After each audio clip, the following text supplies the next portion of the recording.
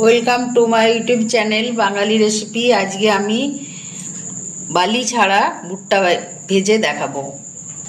আমার চ্যানেলে ভুট্টা রেসিপি একটা দেওয়া আছে, সেটা অনেকে কমেন্ট করেছে যে ঠিকমতো বানাতে পারেননি, সেই জন্য আমি আবার নতুন করে বানিয়ে দেখাচ্ছি।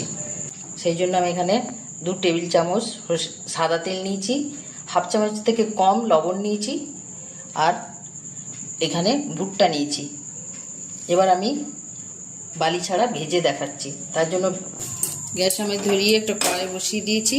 কড়াইটা গরম হচ্ছে, গরম হওয়ার পর আমি ভেজে দেখাচ্ছি। কড়াই আমার গরম হয়ে গেছে, আমি তেলটা দিয়ে দিলাম।